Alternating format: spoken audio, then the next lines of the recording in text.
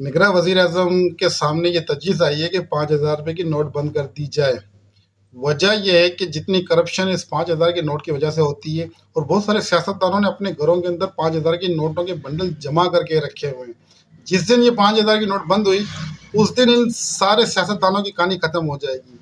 ये 5,000 की नोट की वजह से ये करप्शन करते हैं।